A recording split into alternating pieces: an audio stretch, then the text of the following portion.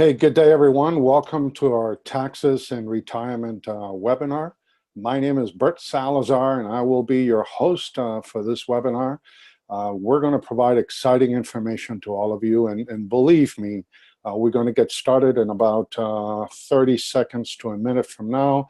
We're waiting for more and more people to come in. We have quite a few people already on this webinar, and I do understand that attending a tax planning webinar or seminar, because we do those on a regular basis as well, is like trying to get a colonoscopy. Now, nobody wants it, but everybody needs it. So we're going to try to make it as fun as possible.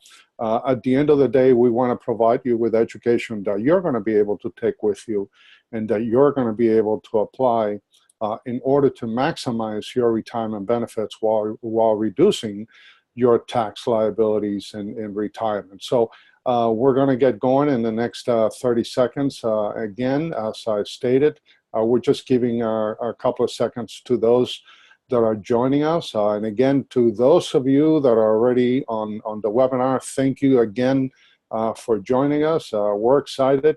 You know, we do these webinars bi-weekly, so if you miss one, you can always get it again. And we do them live.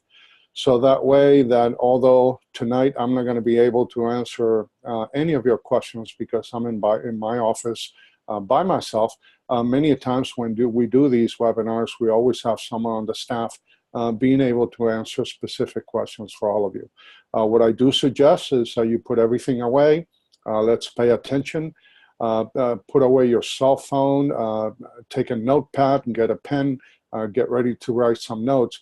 Because if you follow the information and the education that we're going to be providing to all of you tonight, you're going to be able to save hundreds and hundreds of thousands of dollars in retirement, and there's no ifs and or buts about that. So with that being said, we do have quite a few people already on the call. Let me go ahead and share my screen so we can get started with this webinar, and you'll be able to see the presentation in the next few seconds.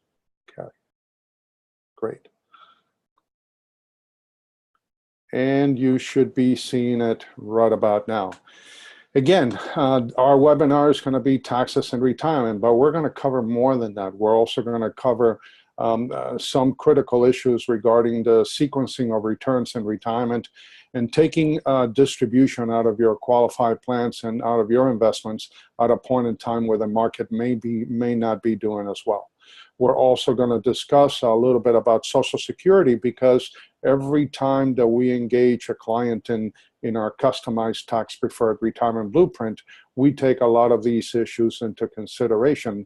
So these are things that are going to be very important for all of you to learn more about.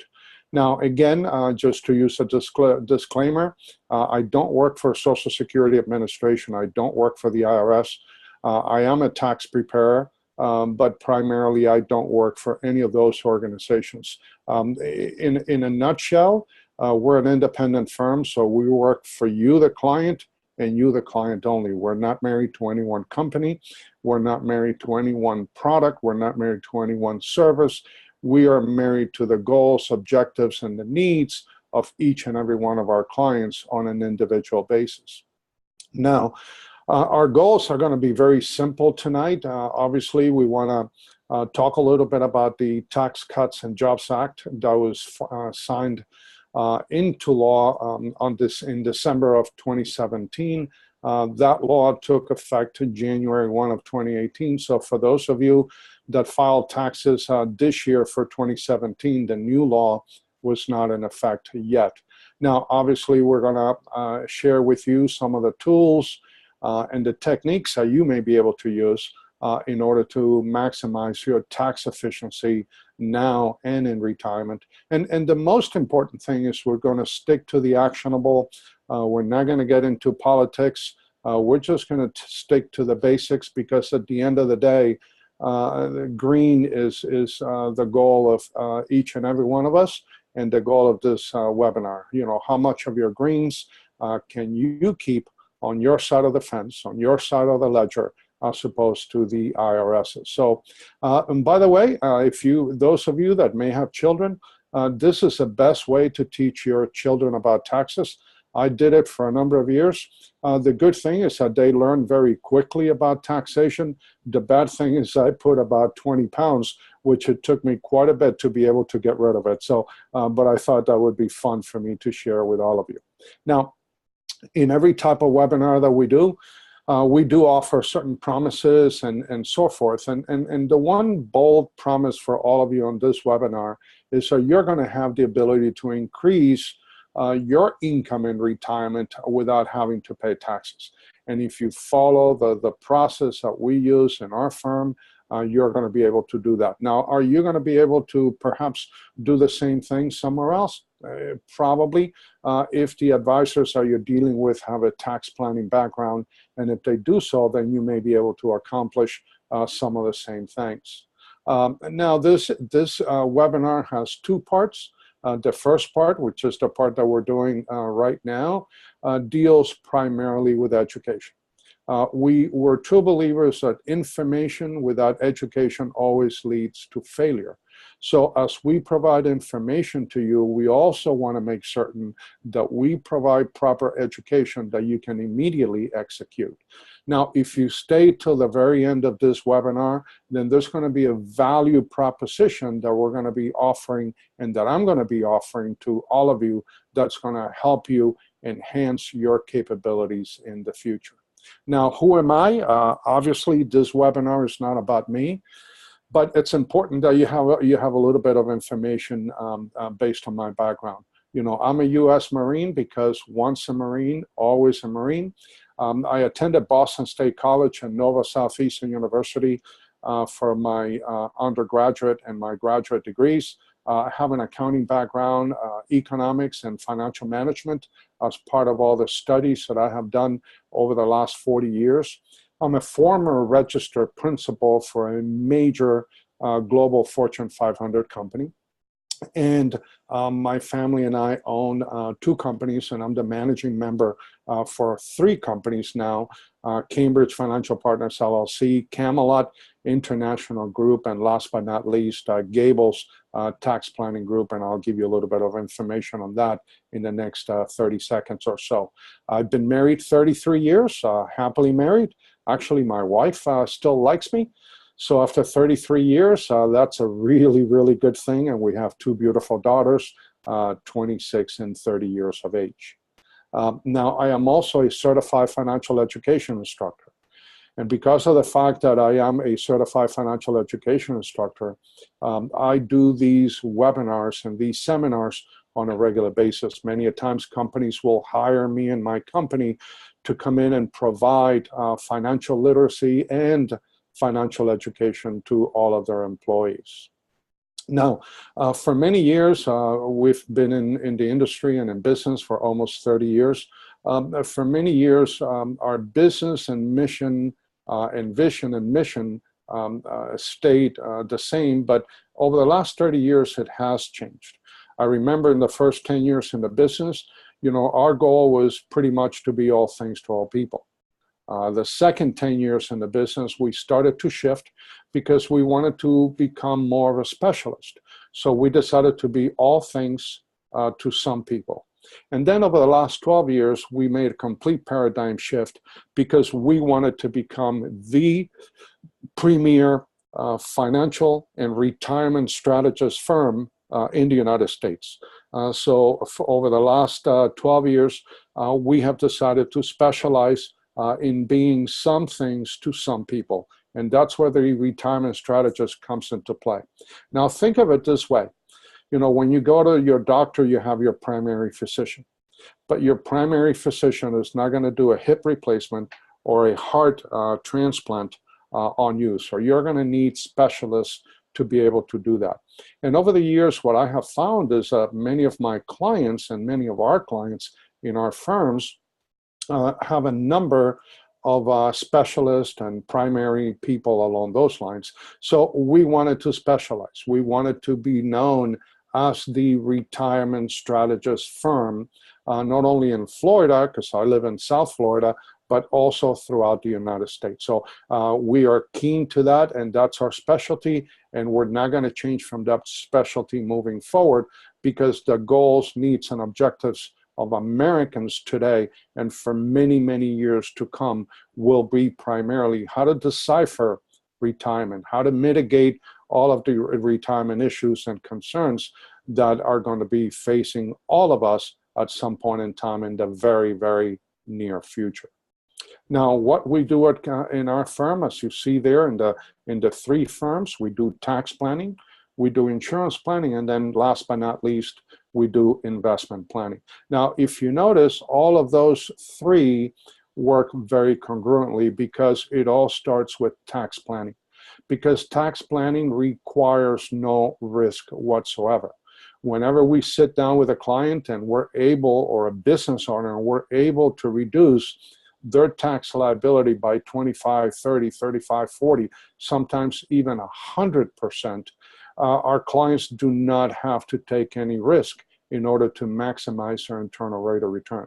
So a lot of the planning that we do evolves around our customized tax-preferred retirement blueprint, which we put together through our Gables tax planning group firm. And then depending on the goals and objectives of our clients, then we start to move toward the work that we do at Cambridge on the insurance side of the house, or the work that we do at Camelot International Group on the investment side of the house as well. Now, what is the one thing for this webinar? What would be the one thing that you can take away that is really going to help you maximize the 60 to 75 minutes that you're going to be giving us today on this webinar?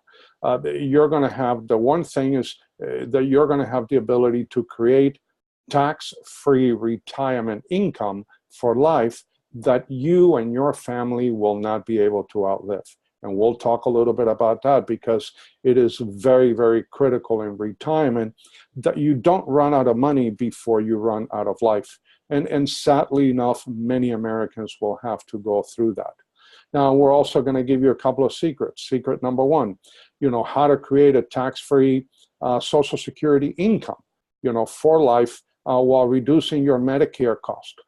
People don't realize that tax planning evolves as well through Social Security planning and Medicare planning, because they go hand in hand. So, a lot of the work that we do with our clients, because we are a retirement strategic distribution planning firm, is to do vertical penetration in all of the issues and concerns that they have in retirement, and how to minimize their liability accordingly.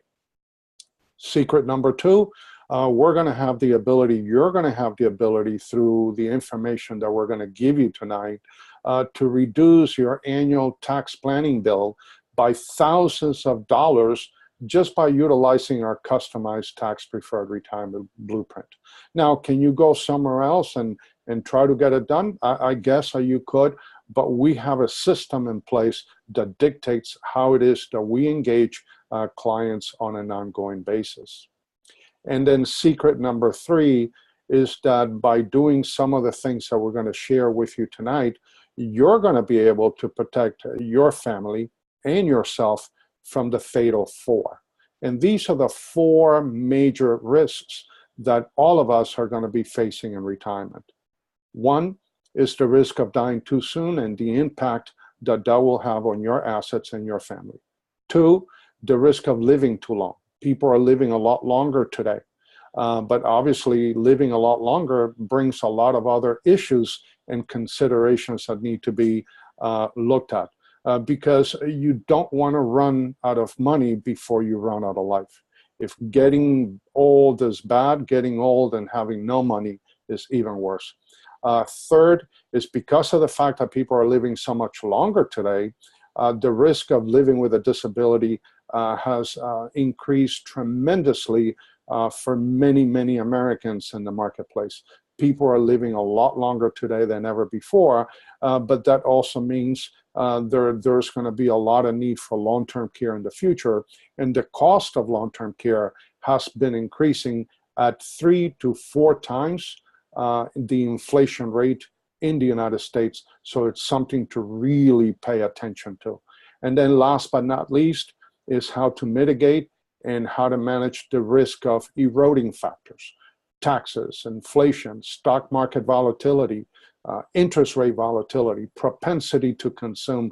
All of these issues, and there are 10 of them, but I'm not going to give you all of them. All of these issues are going to take money away from yourself and from your family in retirement, and eventually it may get you to a point where you're not going to have sufficient income in order to mitigate all of those eroding factors.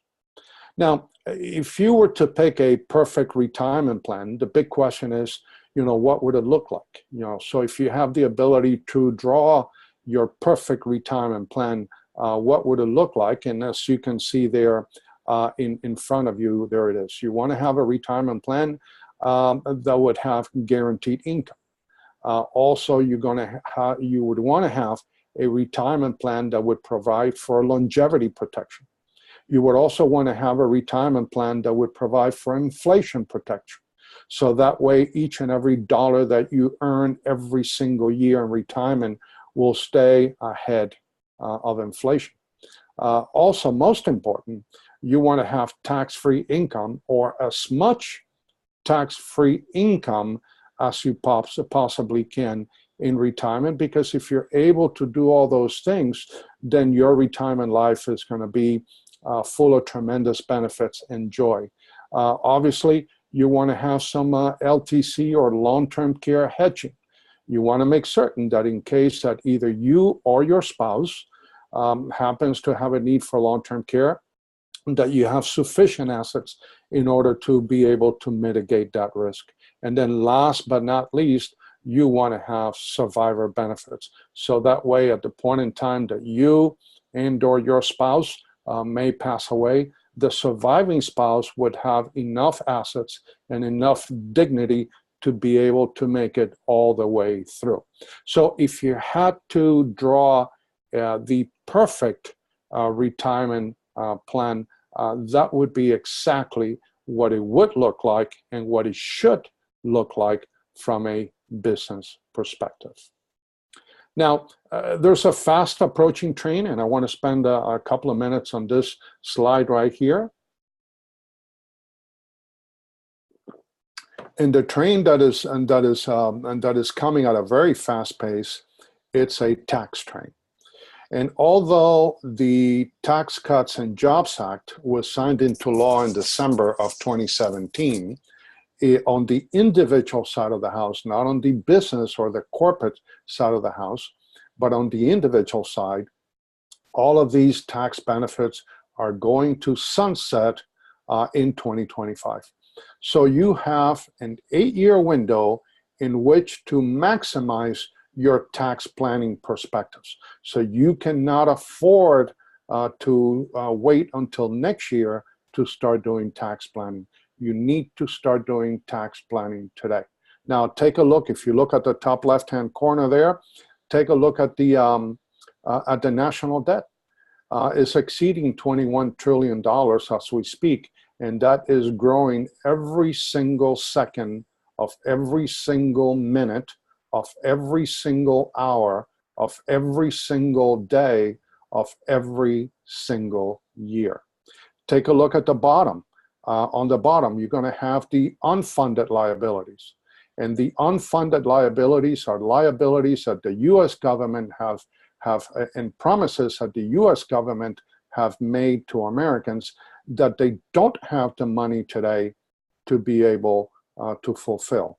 And the unfunded liabilities are the liabilities that would cover Social Security, Medicare, Medicaid, Medicare Part D, and the interest on the national debt. And by the way, that liabilities, as you see on your screen there at the bottom, it's at $114 trillion and counting. And we all know that the only way that the U.S. government can generate revenues is by taxing its citizens. So there's a major, major train coming. This new tax law that came into effect January 1 of 2018 is only delaying the inevitable. So the big question that you need to ask yourself as you approach retirement, are you going to be in a lower tax bracket? Are you going to be at the same tax bracket? Or will you be in a higher tax bracket in the next 5, 10, 15, 20, 30 years? By the way, if you're retiring in your mid-60s, you have to plan for 3 decades of retirement because Americans are living that long.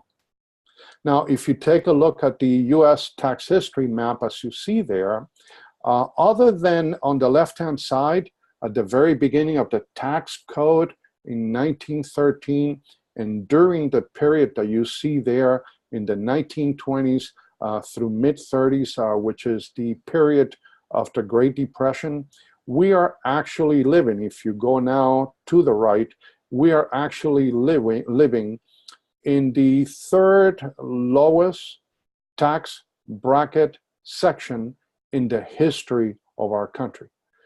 See what happened there in the middle. See what happened in the 30s, in the 40s, in the 50s, in the 60s. You know, there was a point in time where the highest marginal tax bracket in the United States exceeded 90%. Now, there is no doubt in my mind that taxes are going to double in the future. Now, when that future is going to be, no one knows. It could be 10 years from now. It could be 15 years from now. It could be 20 years from now. But you need to be able to prepare today in order to minimize that major eroding factor in the future. Now, when I sat down to do tax planning with my parents many years ago, by the way, just a quick disclaimer, those are not my parents, but that's exactly the look that they had when I started to talk to them about tax planning, because they thought that they were going to get to retirement, they were going to have all their money in one pool, and then they were going to start receiving income until the day they died. But there were so many different issues and concerns that needed to be addressed that they were totally puzzled by how complex and how strategic and difficult retirement planning would be.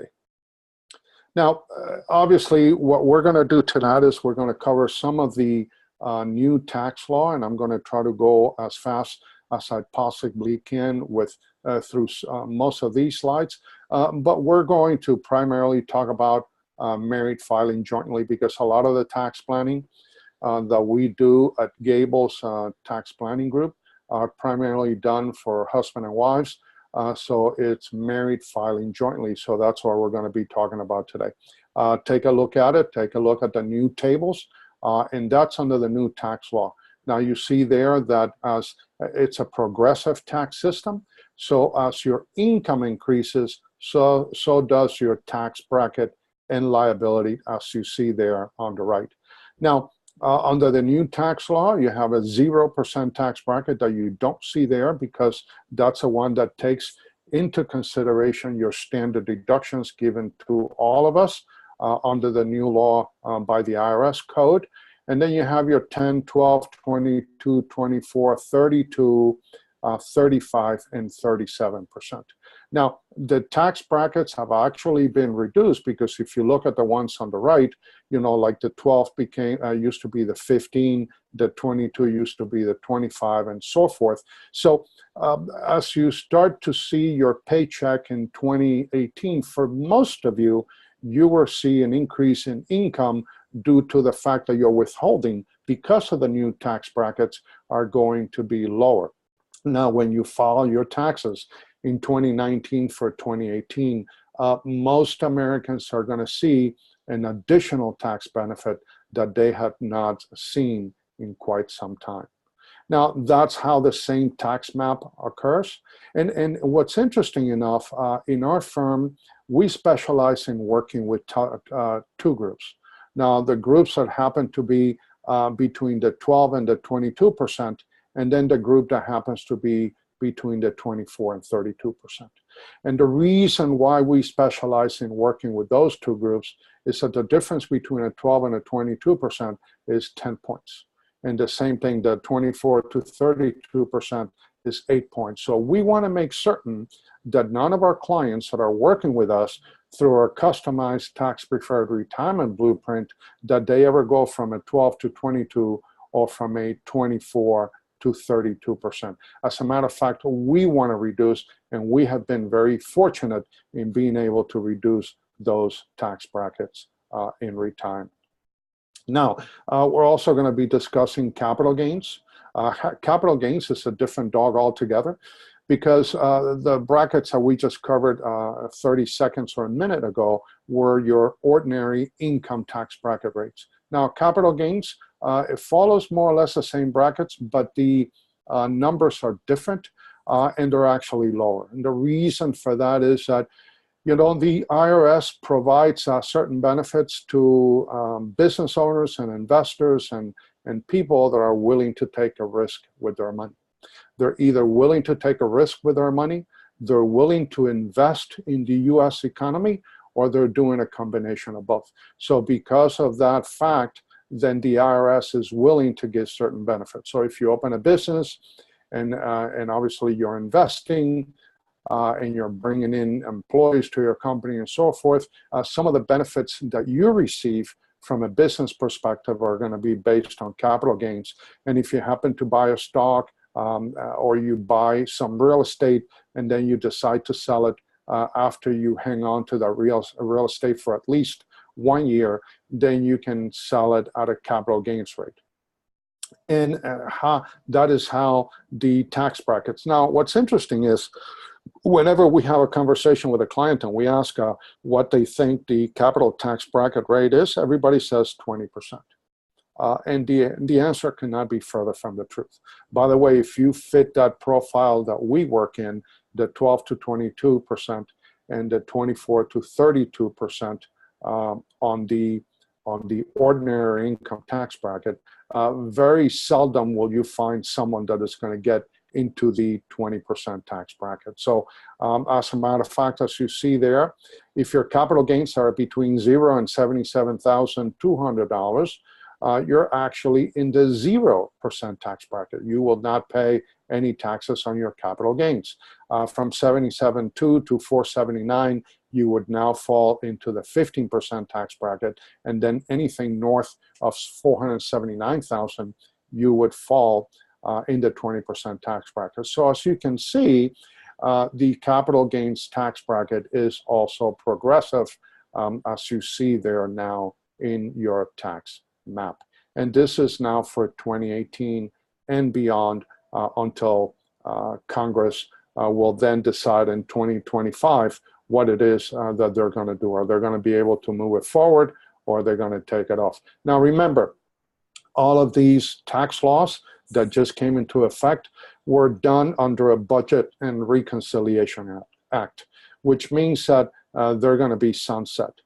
This is not something that was totally voted in that stays for years to come. So anything can change. So all the planning that you're going to do needs to be done quickly over the next 8 years. Now, we're going to be talking a little bit about deductions, exemptions, and credits. And because of the fact that we do tax planning for our clients, obviously we spend a lot of time with them in dealing with these issues. Now, just to make it very simple for this webinar, deductions and exemptions reduce your taxable income. You take your standard deductions, you take some other deductions, mortgage deductions and so forth, and then you get certain exemptions, and you deduct that from your income, and now that becomes your adjustable gross income. So your deductions and exemptions reduce your taxable income. Your credits, on the other hand, reduce your tax liability. Now, interesting thought, Robin Hood never stole from the rich to give to the poor. He actually stole from the government to give back to the peasants of his time. So that's something to consider as we move forward. Now, one of the major discussions that we have with clients often is the issue of required minimum distributions. Because a vast majority of the clients that we engage, especially those that are getting closer and closer to retirement, have put a lot of their retirement investments into qualified plans. Now, qualified plans are your 401ks, your 403bs if you happen to work for a governmental agency or a nonprofit organization, IRAs, defined benefit plans, deferred compensation programs. So any investment in which the money that is put in is on a pre-tax basis, it is in fact a qualified plan. Now, one of the major issues that we have with qualified plans is what is known as RMDs, which are the required minimum distributions. So here's what it means by that. As you're putting money away for your retirement, you all know, and we all know, that the money that you put away, and the reason why the IRS allows you to put money away and take a deduction when you put it away and then get a tax deferral on those tax liabilities in the future, is because they want you to use that money for retirement purposes. So if you were to take the money out prior to age 59 and a half, unless you happen to be in a 401k that allows for a loan, but then you have to pay that loan back within 5 years. If you take money out prior to age 59 and a half, and you don't meet certain, in just a few exigent circumstances, not only are you going to have to pay taxes on the distribution, but you're also going to have to pay tax, a 10% penalty for premature distribution out of that plan. Now, between the ages of 59 and a half and 70 and a half, you can pretty much do anything you want with your retirement plan assets. You can take them out 1 year. You can take them all out. You can take some 1 year, nothing the next year, and so forth.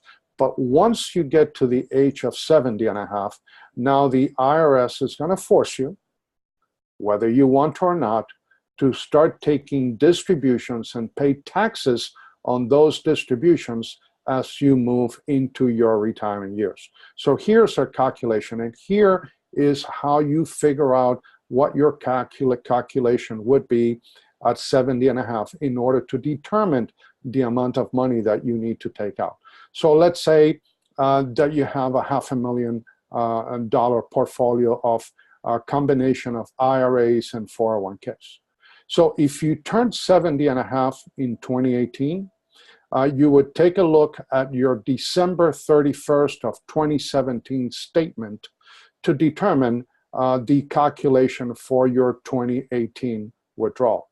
Now, under the tax rules, if you turn 70 and a half in 2018, you can either take the 2018 distribution this year, or you may delay the distribution until April Fool's Day of 2019. So you can actually delay your 2018 distribution until April 1st of 2019. Now, the decision whether to take that distribution today or in 2019 really depends on your income or your total income for 2018 and 2019.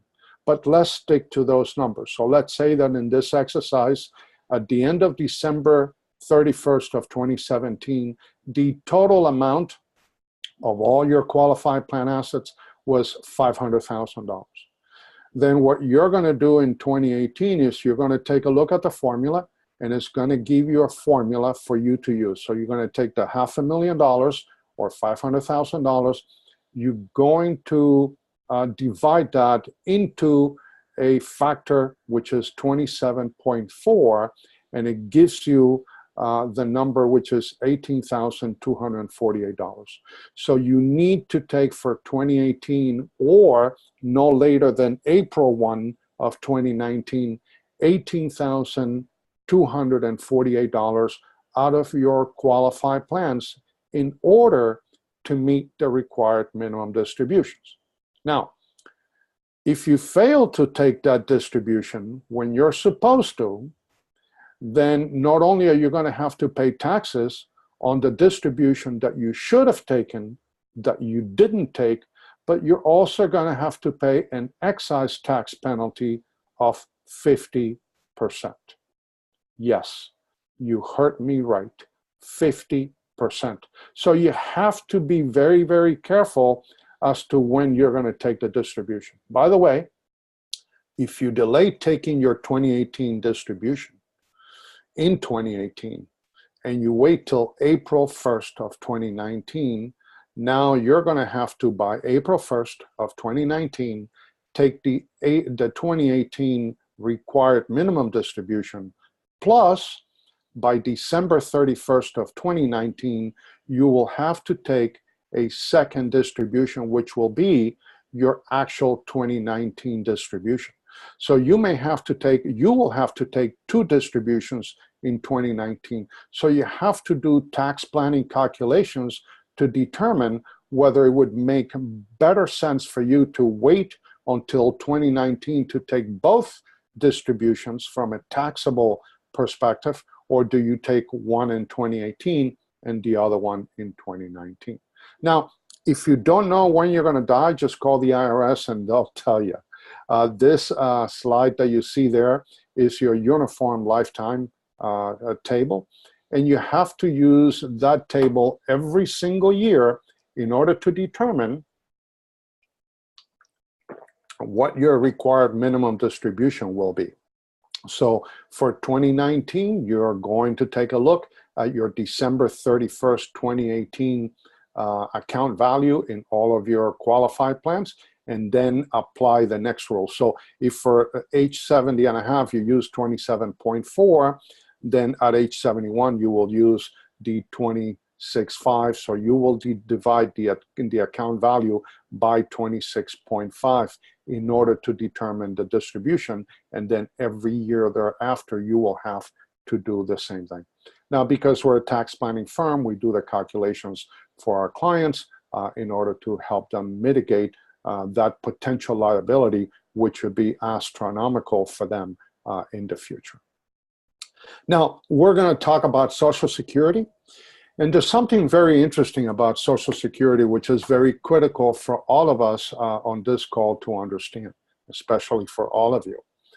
Now, most clients and most Americans feel that because of the fact that they paid Social Security taxes throughout their lifetime, by the time they retire, they're going to take that Social Security benefit tax-free. And the answer could not be further, or that statement could not be further from the truth. Now, if the only income that you have coming to you in retirement is Social Security benefits, then yes, you're not going to have to pay any federal income taxes on those Social Security benefits.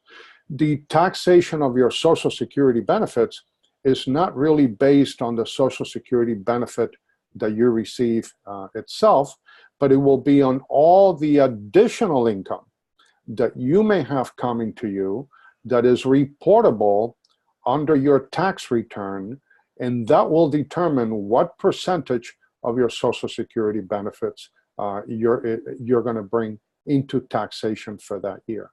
Now, we do these calculations for our clients every single year. And the way that provisional calculation works is as follows. We're going to take 50% of whatever Social Security benefit you and your spouse brought in for that year.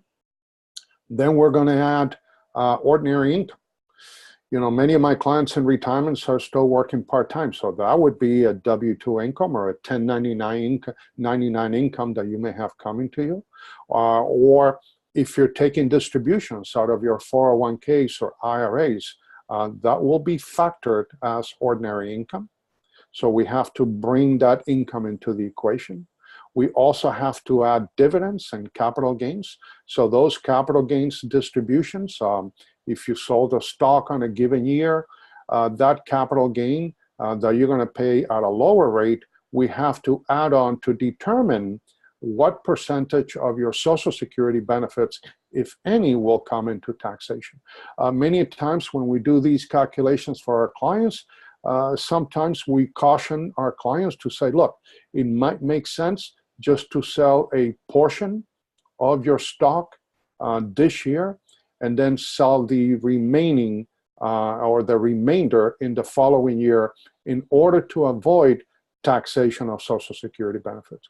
And then last but not least, we have to bring the income that you may receive from municipal bond funds. Now, I know what you're going to say. You're going to say, Bert, municipal bond funds, especially if you do it the right way, when you get them in as income, you don't pay any federal income taxes on. And the answer is correct. If you did it the right way, when you take municipal bond income as part of the income coming into you, you do not have to report them or pay federal income taxes on, but you do have to report that income to determine if your Social Security benefits are going to be taxed. So it's very critical that you understand the rules of engagement, which totally change when you go from people at work to assets at work. And this is a calculation that we do for all our clients on a regular basis. So now the government did come up with certain benefits thresholds as far as whether your Social Security benefits are going to be taxable or not. If you happen to be single, and if your income is under the total income that I just discussed with you, if all that income is under $25,000, then you pay no taxes on your Social Security benefits.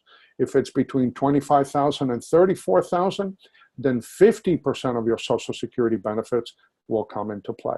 And if your income exceeds $34,000, then up to 85% of your Social Security income will be reportable, and you will have to pay taxes on that based on your tax bracket at time of retirement. So you have to be very careful. If you're married filing jointly, the numbers are a little bit better for you. So if your combined income is under $32,000, you pay no taxes on your Social Security benefits. Between $32,000 and $44,000, 50% of your Social Security benefit will be brought into the equation, and then anything over $44,000 up to 85% of your Social Security benefits will be taxable in retirement. So it's very critical to understand that when it comes to retirement distribution planning, not all income is created equal. And I'm going to give you a simple example here, which I think you will find very interesting. Now, the first one, it's about a couple. They're generating $20,000 in Social Security benefits, and they're generating $40,000 in IRA withdrawals. So they're living off their Social Security benefit plus an additional $40,000. Now, remember, when we did the exercise on the provisional income calculation, we said that we would take 50% of the benefits, or in this case, 50% of 20,000 is 10,000, and then we're going to add the 40,000 to create a $50,000, as you see there on the top right, provisional income calculation. Now, once we do those calculations for our clients, you will see that in this exercise, when you go to the far right, you will notice that 55% of the $20,000 of Social Security benefits, or $11,000 for that matter, will now be taxable based on the tax bracket for those clients at the point in time that they do their filing. Now, remember I said that all not income is created equal in taxation. Now we're going to take a second exercise, which is just going to convert the numbers. So instead of doing $20,000 in Social Security benefits, we're going to do $40,000, because now perhaps the two spouses are taking Social Security benefits instead of only one spouse, because they thought that it would be better. Because they still need $60,000 of income, but now they're taking $40,000 in Social Security benefits, then we only need, in this scenario, $20,000 of IRA withdrawal. Now remember that for the provisional income calculation, we take 50% of the Social Security benefits. So in this scenario, 50% of 40,000 is 20,000, and then we add the $20,000 of IRA. So now our provisional income calculation is no longer 50,000, it's only 40,000. And here's the outcome. Just by doing this tweaking to your retirement distribution planning, you have been able, as a client, if you were to fit this profile, you have been able to reduce your taxable liability on your Social Security benefits from 55%, as you see there on the top right, to only 10%, as you see there on the bottom right. So out of your $40,000 in the second scenario of Social Security benefits, only $4,000 of those dollars will come into play from a taxable perspective. So understanding the rules of engagement is very, very critical from a business perspective. Now, how would that look on a tax return? Just check it out. The first scenario, obviously the tax liability at the end of the year would be $2,559.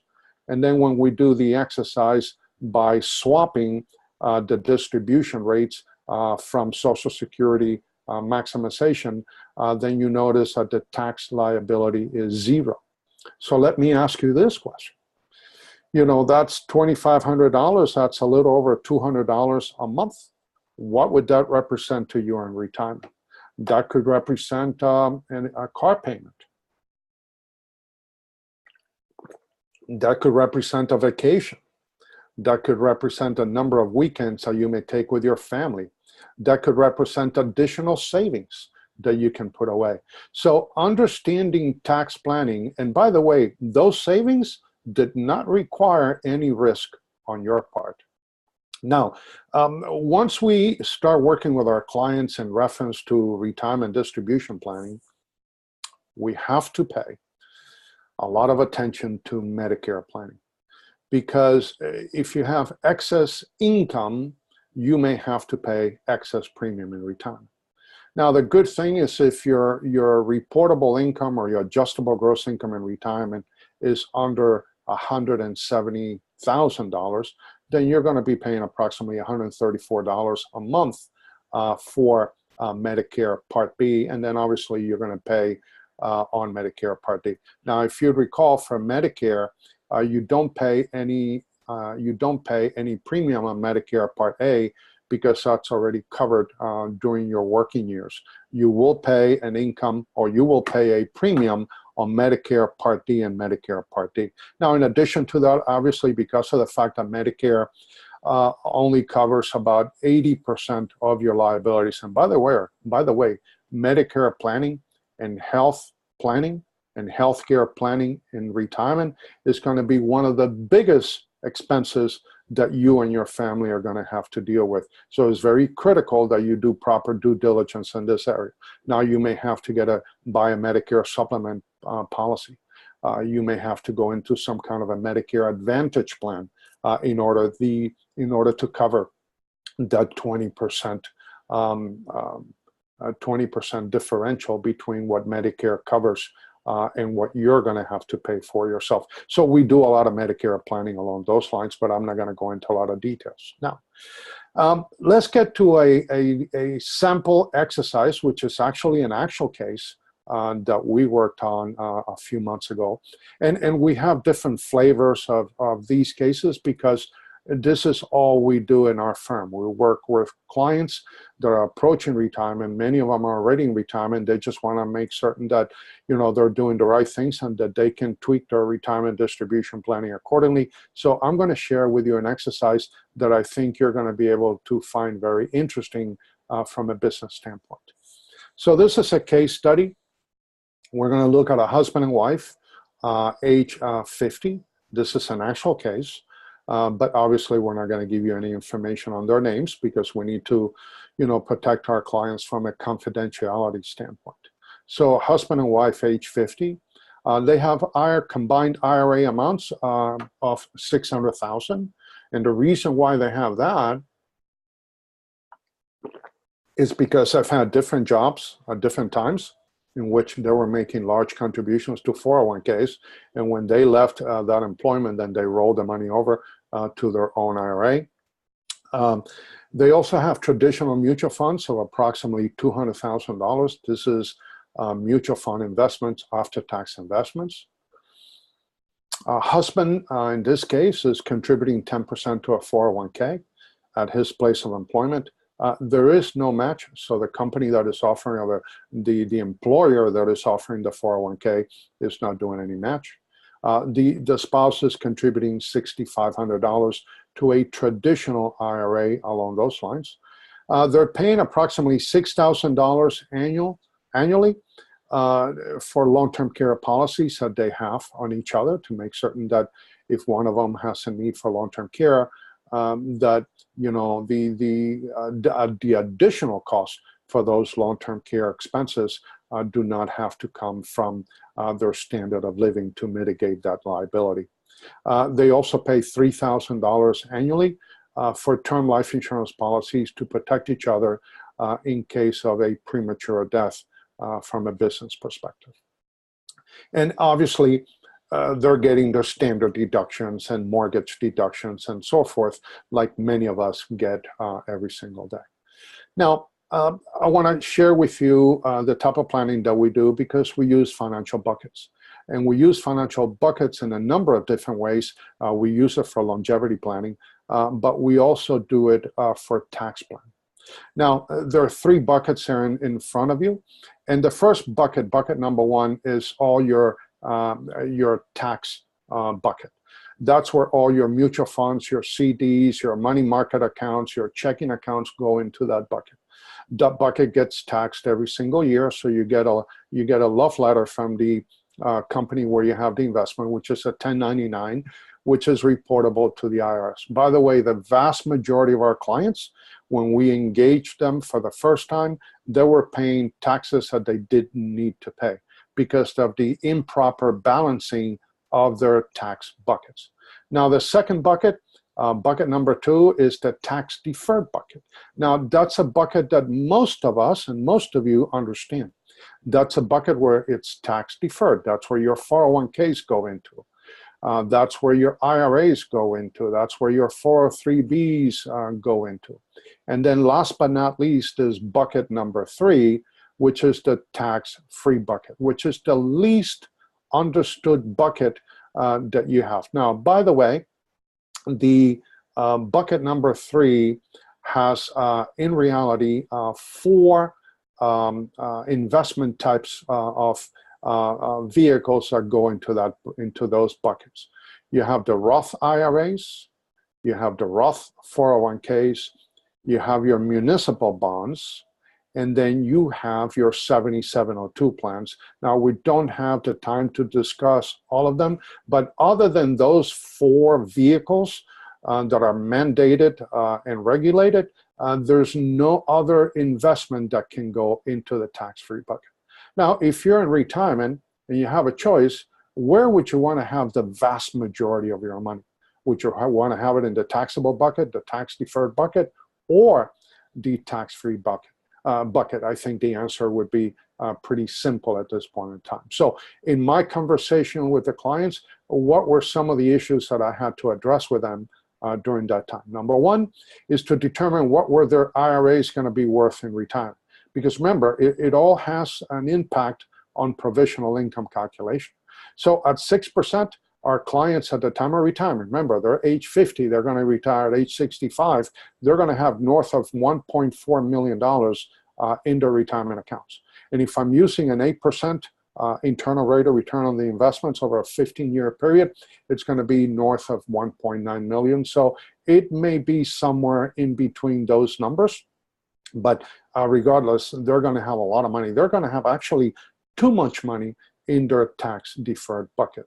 Now, the other issue is, well, does it make sense now to start doing some Roth conversions? The problem is if you're converting IRA money to a Roth and you're under the age of 59 and a half, obviously you're going to be susceptible to that 10% premature distribution penalty. But we use an IRS code technique that allows us to be able to start some conversion, because at the end of the day, we want to prevent the tax Armageddon that these clients are going to encounter in retirement and for the rest of their lives. Now, we also have a discussion regarding their emergency fund. They have way too much money in that first taxable bucket that you see there. Usually, based on the individual case, we want to maintain no more than 6 months of emergency funds in the taxable bucket. Anything over that amount, and that could be for emergencies or business opportunities, should go into the tax-free bucket. Now, if you happen to be a business owner, we may want to keep a little bit more money there, but we would keep that in your business account as opposed to your personal account. And then obviously the 401k contributions. Our recommendations or discussions with our clients is, look, you're putting money away. What belongs to the IRS will always belong to the IRS. So you're deferring your tax liability today. You're deferring taxes, but you're also deferring the tax liability. So that's going to be a major problem in the future. What are some of the issues? Well, we want to find ways to recapture the assets. You know, long-term care, it's a very, very good product to own from a risk management perspective. But what if you purchase a product at the age of 50 and you die peacefully in your sleep at the age of 35 and the age of 85? So you have paid premiums every single year for 35 years, and then you die in your sleep. So the key with our clients is, well, if you get what you want, which is get to a point in your life where you go to bed and you just don't wake up and you don't have any issues with long-term care, why should that cost you money?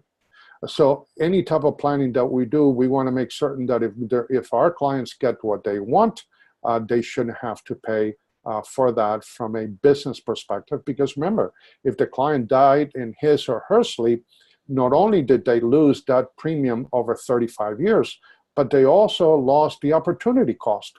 What they could have done with that premium, perhaps they could have taken that premium and they could have put it toward their retirement savings. And they could have done a lot of different things that they no longer can do because that premium is gone forever. And then the same thing, obviously, once we did and we executed the provisional income calculation for these clients, we were able to free up $57,000 a year between now and age 65. Now, because now we're shifting some of that, so we're actually paying the taxes today in order to shift all that money for the next 15 years to the tax-free bucket, then out of the $57,000 that we moved over, we netted $39,000. But remember, we are at the third lowest tax history bracket in the history of our country. So if you're going to do tax planning, you must start today, because I would argue that it's better to pay the tax today at the low rates where we're at, when you already know what those rates are going to be, than wait another 8, 10, 15, 20 years in order to pay them at whatever rates there may be in the future. And don't forget the train that we've talked about. Now, provisional income calculation, this is basically what we did. We shifted that money around. We made contributions to Roth IRAs, Roth 401ks. We created a 7702 plan, which has an insurance component that allows our clients to be able to recover that potential long-term care liability, plus are able to protect their family from the issues of premature death and so forth. And then, you know, we did provisional income calculation, Social Security calculation. So what were the tax planning outcomes that we were able to formulate for these clients once they came into our office and we were able to discuss this? Number one, Roth IRAs, distributions, and retirement, no taxes whatsoever. So all the income that they were going to be generating out of Roth IRAs was going to be tax-free. All the income that they were generating out of their 7702 plans was also going to be tax-free. All the income that they were going to generate out of their IRAs, because of the provisional income calculation that we did, was also tax-free. Now, you may say, well, Bert, IRAs, 401ks, you put the money in pre-tax, the money grows tax deferred. But then when you pull the money out, you have to pay taxes on the whole thing. The answer is yes, unless you work with a firm like ours. We have the ability to help you have your cake and eat it too. In this scenario, clients were going to be able to withdraw money from their IRAs every single year and pay no federal income taxes on that whatsoever. And then obviously there are Social Security benefits because, again, of our provisional income calculation was not going to be taxed at all for these clients. So the financial outcome was pretty much the same way. And we gave clients choices because at the end of the day, you have to be able to provide choices for your clients, and that's something that we do in our firm. We said to the clients, look, if you stay the course and taxes don't go up, obviously you're going to be able to generate approximately $3.9 million of income in 20 years, which is very, very good income. But that income, because of your standard of living, is going to last you to age 87. There we're starting to see a problem, because what if they live longer than that? Are they going to have to reduce their standard of living? And what is that going to look like, especially at that time? The second thing is, if taxes actually double, where there's a high probability that they will, then you know what? Houston, we have a problem. Instead of generating $3.9 million of income in retirement to age 87, they were only going to be able to generate $820,000 of income at that standard of living, and the income was going to go away at age 81. And that's not the type of living that our clients wanted. And if the income did not, if the taxes did not double, but is somewhere north of that, then they may fall somewhere between that $820,000 of lifetime income in 20 years or 3.9, which is not something that you want to leave to chance. But if the clients decided to engage us and to engage our tax-preferred retirement blueprint, this is what they would end up with. They would actually would be able to, regardless whether taxes went up in the future or not, they were going to generate $5.2 million, not 3.9, not 820,000, $5.2 million of income in retirement, and the income was going to last a lifetime at a 0% tax bracket. And most important, because they're in the 0% tax bracket, they actually would qualify for Medicaid and food stamps if they wanted to. Not that they would, not that they would need to, but that's the type of planning that must be done.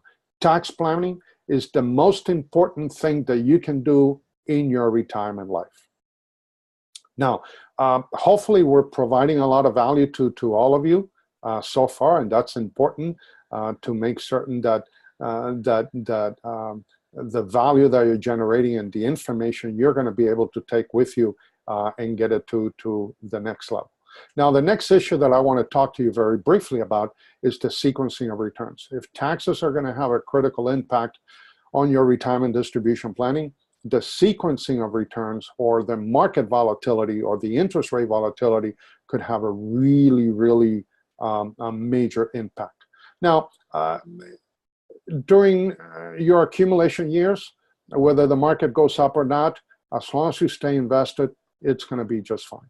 However, once you get into your retirement distribution year, then you may have a major impact in your retirement distribution planning, because you can't time, when it is that the market is going to go north, or it's going to stay level, or it's going to go south. So let me give you one exercise, and this is something that we do often. There are two portfolios here, Portfolio A and Portfolio B. As you can see there, in this particular scenario, clients put $100,000 away. At the age of 40, they let that money ride until age 65. If you see at the bottom, the average rate of return for these two portfolios is 8%, and the value of assets at age 65 is exactly the same on both ends, 684,000 and change on one side and 684,000 on the other. Now, notice something that we tweaked and changed. In the first portfolio, Portfolio A, there were 3 years of losses. By the way, these are actual portfolios, but we put those losses in the first 3 years in retirement. And then in the second portfolio, as you see there, we put them at the end. But regardless whether the losses occurred at the beginning, during, or at the end of the period, as long as you stayed invested and you didn't take any of the money out, then there was a high probability you were going to end up at the same place that you started from. When it comes to retirement distribution planning, now these clients are at age 66.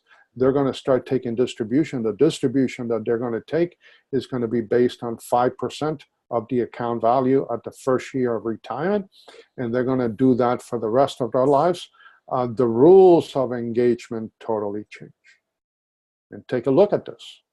Same portfolio. By the way, if you look at the bottom, the same rate of return, 8%. But see what happens to portfolio A.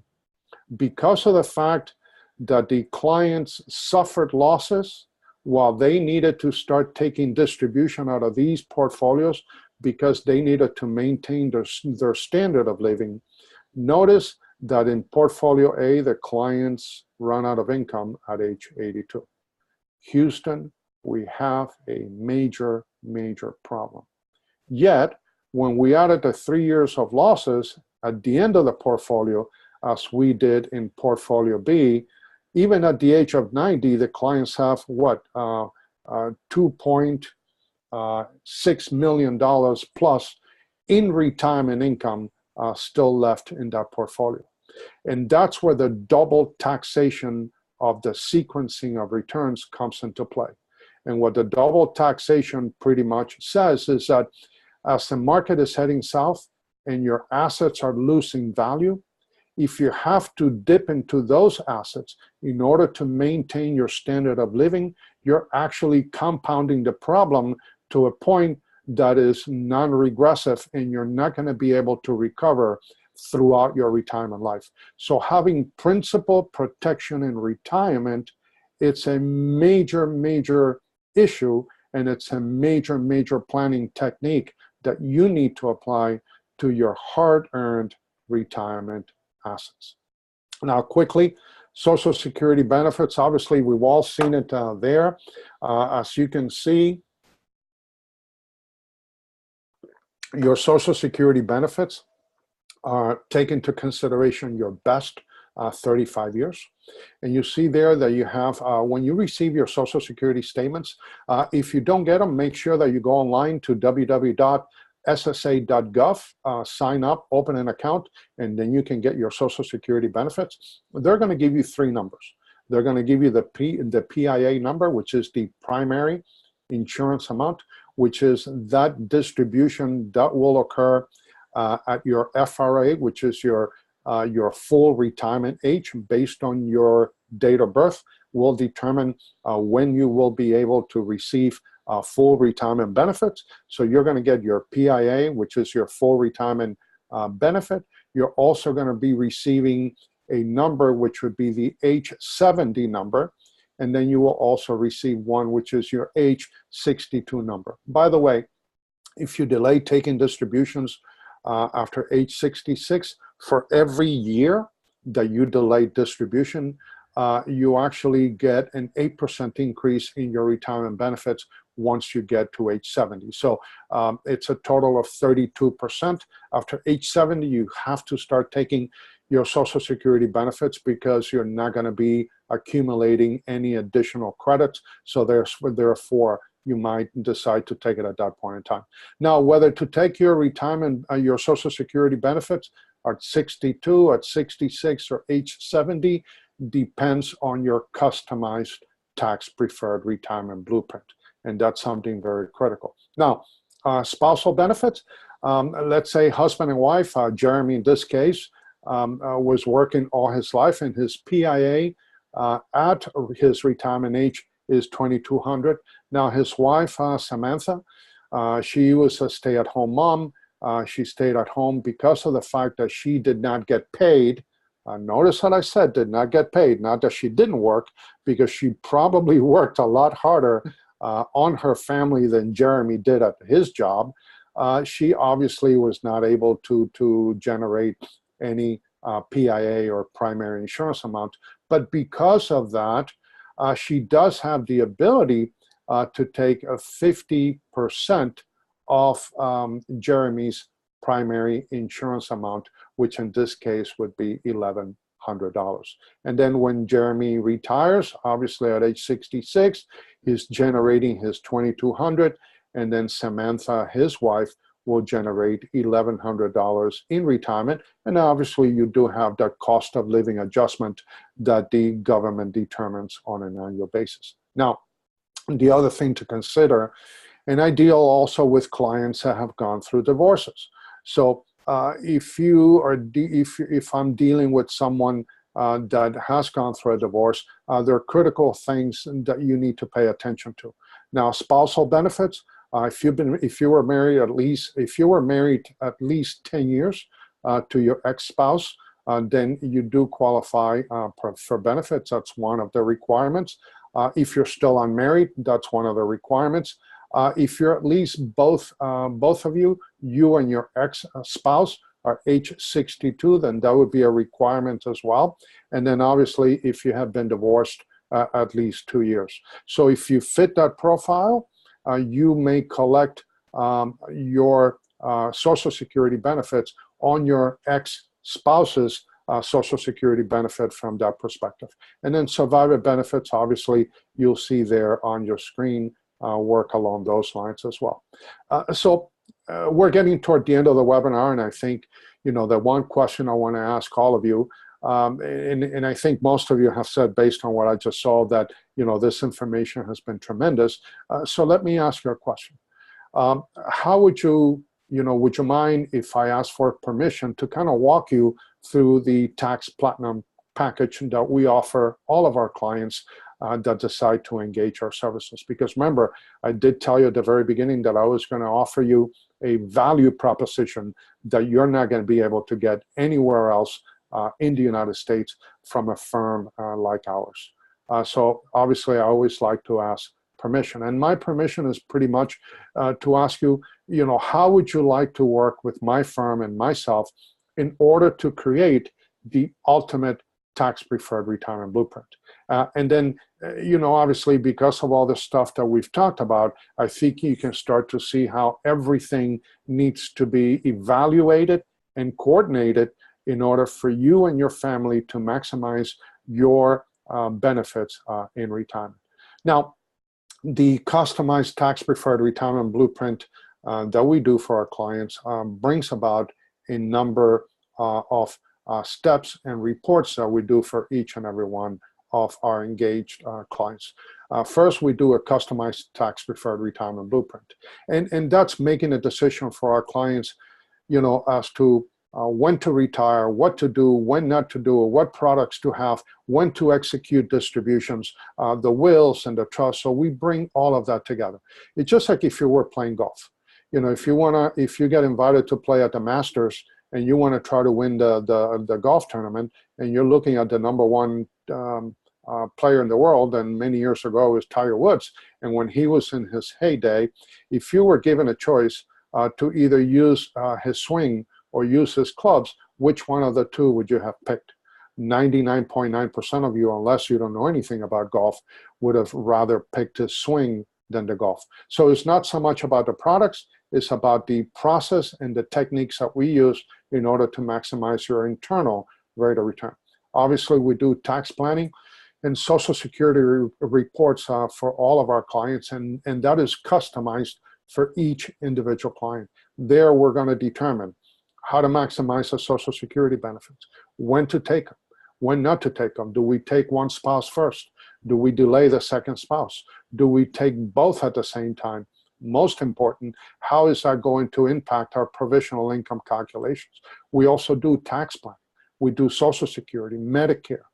We do strategic design consultations, which each and every one of you that may want to engage our services at no cost and no obligations. Usually we give anywhere between 40 to 45 minutes per meeting.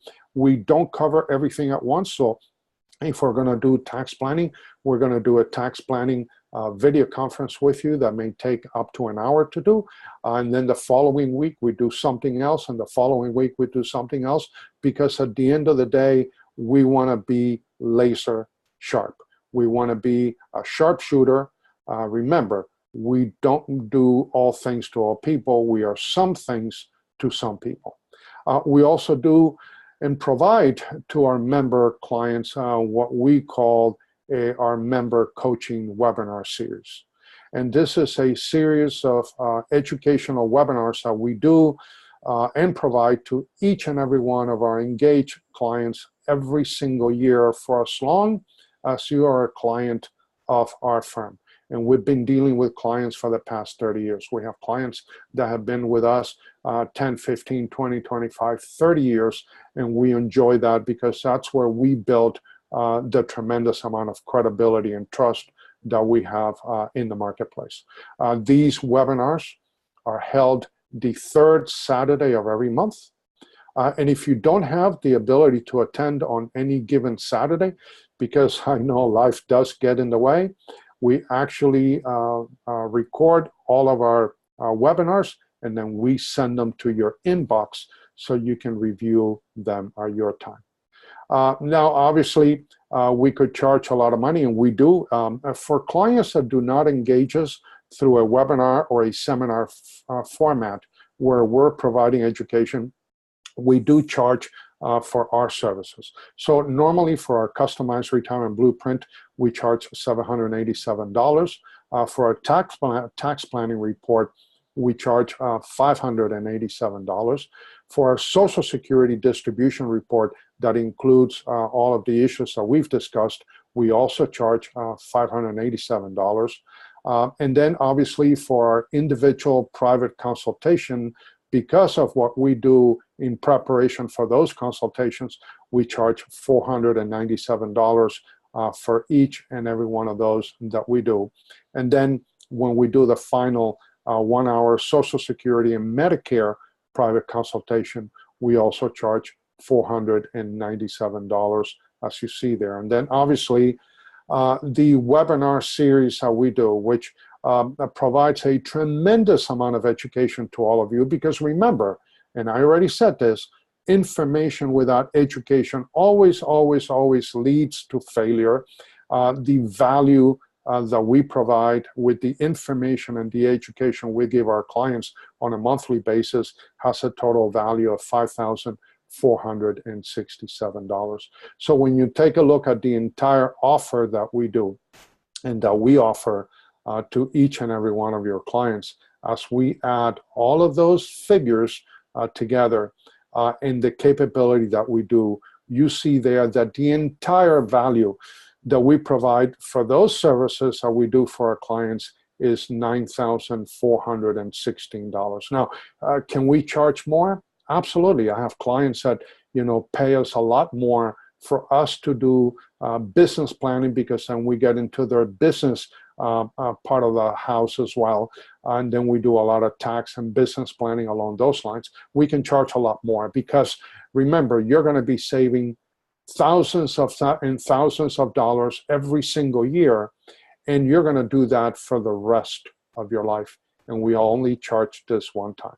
But because of the fact that if all this package did was to increase your income by 25 to 35% annually, if all this package did was to reduce and or eliminate your taxes in retirement, if all this package did was to create guaranteed income for life for you and your family, if all this package that we just talked about, all it did was to protect you and your family from the major 4 risks that we already discussed: the risk of dying too soon, living too long, living with a disability, or living with the eroding factors.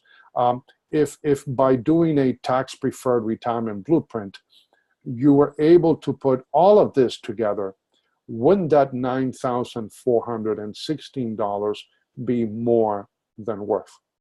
Now, obviously, I could charge that and more, but I'm not going to do that. And I'm not going to do that because due to the fact that we're doing this webinar under my certification as a certified financial education instructor, we're actually giving you an offer today of free, totally free. We will do all of this work for you. Not only are we going to do it free, but most important, we're going to do it at no cost or obligation to you. Now you wonder, well, Bert, why are you going to be able to do all of these things to us and charge us nothing at the very end? And the reason for that is simple. The vast majority of clients that we do this type of work for end up working with us in the future. Now they have the ability to take our planning and the recommendations that we make, and they have the ability to go somewhere else. But the reason why they don't, most of them, some do, or some of them may not be ready yet, and then they may want to delay starting of working with us to some point in time in the future. But the major reason why most people decide to work with us is, number one, we're a tax planning firm. We do tax planning, we do insurance planning, we do investment planning that brings everything together when it comes to managing retirement distribution planning. And most important, we are an independent firm. We are not married to any one company. We are not married to any one service. We are married to you, the client. So therefore, if clients engage our services, we have the ability to go out into the marketplace and bring to the table the best products and services that would allow us to use our blueprint and our tax preferred blueprint techniques that we're going to be using on that specific case for each and every one of our clients. Now, the same way that we would love to be able to work with you, we'll tell you right off the bat, because we're very, very busy, the type of people that we don't want to work with or that we shouldn't work with. Now, if you're satisfied with your taxes, we don't need to move further. If your CPA has the ability to do tax planning, and I highly think that most of the time, I doubt that, then obviously, but if they do, if they have the tax planning software necessary to do this type of work, then we don't need to work together. If you already have a full fail-safe retirement plan and full of all the gadgets that you need, which I've never seen one yet, then obviously there's no need for us to work together. If I'm more interested, if my firm is more interested in your success than you are yourself, then we don't need to work together, because you need to be involved and you need to be engaged. If you have a family member that's in the business and does what we do, then there's no need for us to move forward. Now, for those of you that are interested in working with us and you fit this profile, then obviously, if you're really interested in minimizing your taxes and maximizing your Social Security benefits, then we are the firm for you. If you want to create a fail-safe retirement plan, then definitely we should be working together. If you want us to audit your current retirement plan at no cost or obligation, then we are the firm that you may want to engage. If you want to create a comprehensive retirement plan based on our customized tax-preferred retirement blueprint, then it's obviously something that we would consider. And last but not least, if you are concerned about your retirement affairs, then it would be a very good opportunity for you to be able to engage us. And then obviously, again, our offer today is going to be totally free. And I always want to give you a call to action, because I know that life gets in the way. And the definition of insanity is doing the same thing over and over again and expecting a different result. So, although I may have provided a tremendous amount of information and, most important, education to all of you today, you may say, you know what, if you want to wait a few more days, life is going to get in the way. And tomorrow, the next day, or the day after that, everything that we've talked about today, you're going to forget unless you take action. Now, what you may want to do is you may want to engage us, have a conversation with us to see if you fit the profile of us being able to work together and create a customized tax-preferred retirement blueprint. So what you may want to do is you may want to schedule a 30-minute video conference with us, similar to what we're doing today, to determine if it makes sense for us to work together, because we may not be a good fit for each other, and that's okay. There's nothing wrong with that. And by the way, there's no cost or obligation for you to do that. Obviously, feel free to reach out, as you can see there. If you're not writing a note, take your iPhone or your cell phone and take a picture of it. Reach out at 786-766-1042. You can also send me an email at my corporate email address, which is Bert, BERT.Salazar, SALAZAR @CambridgeFPLLC.com, or you can email me at Bert, BERT@BertSalazar.com. And then obviously, last but not least, you can also check our our website, our www.cambridgefpllc.com. Let me go ahead and stop sharing my screen so we can finish this great webinar. And again, ladies and gentlemen, I can't thank you enough. I know I've given you a tremendous amount of information, but it's important to do so because remember, as I always say, information without education always leads to failure. But the most important point that I want to leave you with, and this is the goal of my company and the goal of my firm, is to help you change the way that you see things. Because when you change the way that you see things, the things that you see change. So again, thank you very much for giving us a little bit of your time. I'm looking forward to hearing more from you, and we'll talk to you again soon. Thank you and have a great day.